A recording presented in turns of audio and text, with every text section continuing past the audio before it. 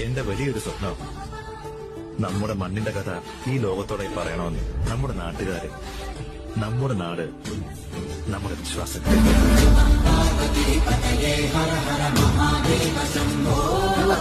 ശിവ ശിവ ശങ്കര ഹര ഹര ശങ്കര സദാ ശിവ ശംഭോ